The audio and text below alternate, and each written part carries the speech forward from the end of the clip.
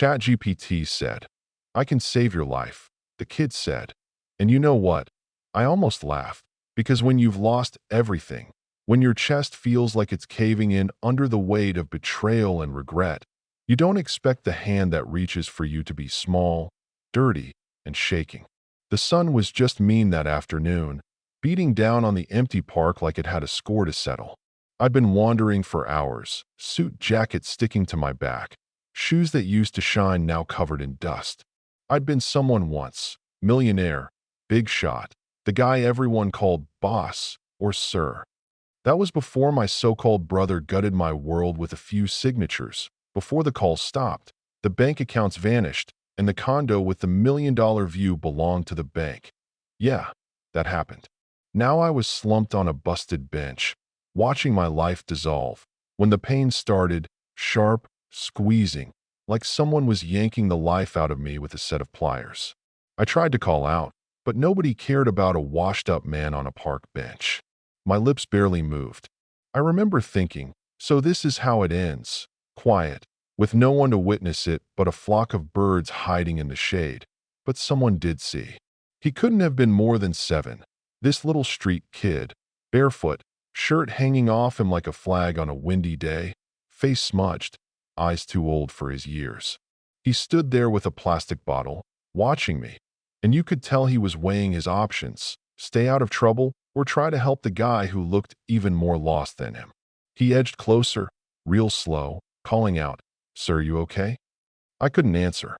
Next thing I know, I feel these tiny hands on my forehead, and I hear him whispering, "Don't die. Please.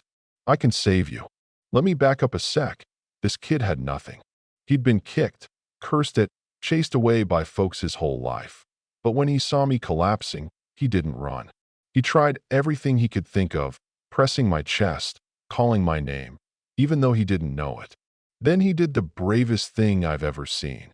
He bolted across the pavement, barefoot, yelling at passing cars for help, waving his arms like his life depended on it. Because maybe, in a way, it did. Most drivers sped up, scared of a filthy street kid in the road. But one old lady finally pulled over, rolled down her window, and asked what was going on. "Please, ma'am, a man's dying in the park." The desperation in his voice must have done the trick, because she called 911 and let him lead her straight back to me.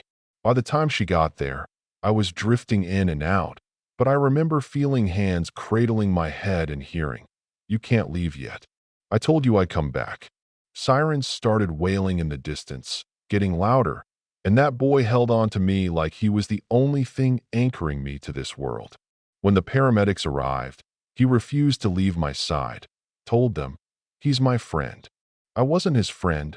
Heck, I'd never even seen him before, but in that moment, he was the only friend I had. They loaded me onto the stretcher, and I heard someone ask the boy if I was his dad. He just shook his head and said, "No, I'm just a street boy," but I couldn't leave him. I woke up in the hospital to the smell of antiseptic and the sound of beeping machines. A nurse leaned over and smiled, said I was lucky, that a little boy had screamed his lungs out to get help for me, wouldn't leave until the ambulance came. It all came back then, his voice, his tears. "Where is he?" I croaked, but nobody knew. Days passed. They patched me up, said my heart attack could have killed me if help hadn't come when it did. But I couldn't get that kid out of my head. I started asking around. Nurses, cops, social workers. Finally, someone told me about a skinny little boy living in an alley near the market. I went there, still weak, determined. Found him curled up in a corner, hugging an empty can, looking for all the world like he'd never had a good thing happen to him. When he saw me, he jumped up, scared at first. "Sir, you're alive." I dropped to my knees and hugged him tight, felt tears sting my eyes. "Because of you," I said, my voice shaking. He shrugged, like it was nothing, but I could tell he'd never heard that before. Never heard someone say, "You saved me." That day, I promised myself I wouldn't let him go back to that alley, not while I could do something about it. I started the paperwork, pulled every string I had left, and while I waited, life threw me a curveball, a call from a detective. "We've arrested your partner," he said. "He confessed. You'll get your money back." I almost dropped the phone. It felt unreal, like maybe good things still happened in this world. Weeks turned into months. I got my strength back, got my assets returned, but more important than that, I got a son. Gave that boy a home, a warm bed, clean clothes, a shot at something better. He thrived. First day at school, he was terrified, but he held my hand like he'd never let go. And I didn't let go either. Not ever. The night of the charity gala, standing on stage with him at my side, I looked out over the crowd, all those faces I used to try to impress, and realized I didn't care what they thought anymore. I told them the truth. I lost everything, but a little boy gave me a reason to fight. He didn't just save my life, I said. He gave me a new one. A family. The applause was loud, but the only thing I saw was the kid hugging my waist, looking up at me like he finally believed in miracles. Sometimes, you find family in the most unexpected places. Sometimes, miracles really do show up with dirty feet and a stubborn streak. And sometimes, the world gets to see what real kindness looks like, not on the cover of a magazine or in some boardroom, but right there on a park bench, when nobody's watching but the sun and a scared little bee. Oh, why.sa, what do you think? Does it take losing everything to see what matters, or can we learn it before life hits us that hard? Tell me below, who's the miracle in your life? And do you think everyone deserves a second chance? Drop your thoughts in the comments. Share this story if it hit home. And don't forget, sometimes the smallest act of kindness is the one that changes the world. You ever notice how after the miracle, life doesn't just roll out the red carpet? It's funny, people think once you've made it back, everything is supposed to be easy, but that's not how the world spins, not for me and not for that boy I called my son. If you'd seen us a year later, you might have thought we had it all, a big house, clean clothes, laughter echoing off the kitchen walls. But let me tell you, healing isn't something you buy with a second chance, and trust, well, that's a currency even harder to earn back. His name was Samuel. I'd signed the papers, I'd called the school, and every night I tucked him in, promised he'd never be alone again. But sometimes I'd catch him staring out the window long after bedtime, quiet as a shadow, as if waiting for someone who never came. One night, I asked, "You all right, bud?" He shrugged, then whispered, "You ever think about your real family?" That got me. I'd always been the one chasing after the next big deal, but now I was the family. "I do," I said, "but you're my family now." He just nodded, but I could tell it wasn't enough. A couple weeks after his birthday, his first with cake, candles, presents just for him, I started noticing things missing. Small at first, a few dollars, some snacks, a flashlight. At first, I thought, he's just being a kid. But then one afternoon, I got a call from the school. "Mr. Harris, Samuel's been getting in fights." My heart dropped. That's not the boy I knew.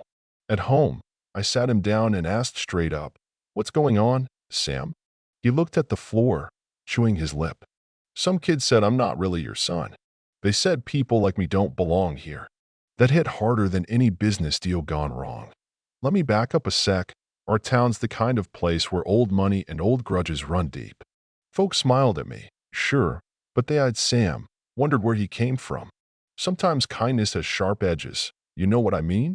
So I tried to help, talk to the teachers, talk to the other parents. Some listened, most didn't. But Sam? He started to pull away. Locked himself in his room, quiet at dinner, homework untouched. I worried I'd failed him all over again. Then came the twist no one saw coming. One rainy afternoon, the doorbell rang. Standing on my porch was a woman with tired eyes and hair pulled back tight, her coat soaked, shoes muddy, holding a plastic grocery bag in both hands. "Is Samuel here?" she asked, voice trembling. My mind raced. "Who are you?" She looked me dead in the eye and said, "I'm his mother." I let her in, barely breathing. Sam peeked out from behind the stair rail, eyes wide, body frozen. She dropped to her knees, arms open, and for a second, nobody moved. Then Sam ran to her, clung to her so hard I thought he'd never let go. The room felt too small for all that history, all that pain. She told me her story, a mess of bad luck, shelters, searching for work, a life that chewed her up and spit her out. But always, she said, she'd been looking for her son. She'd heard about the miracle boy who saved a millionaire's life. It didn't take long to find him. You ever have to make a choice that hurts no matter which way you lean? That's what I faced right then. I wanted to keep Sam, to give him the life he deserved, but I shouldn't stand in the way of his real mother. Over the next days, we met with lawyers, counselors, the whole parade of experts. In the end, it wasn't a courtroom battle. Sam got a say. He wanted both of us. We did the messy thing, worked it out together. His mom stayed close, moved into an apartment down the street. Mornings, she'd cook breakfast, and some nights, he'd sleep at her place. But he always came back to me too. We made a new kind of family, not the picture-perfect kind you see on TV, but the stubborn, real kind that sticks together through the awkward dinners and the tears and the hard questions, and the world. Oh, it watched. Some folks whispered, called me foolish, said it was unnatural. Others cheered us on. The school eventually changed, too, after Sam stood up at assembly and told everyone what kindness really means, not pity, not charity, but fighting for the person next to you, no matter where they started.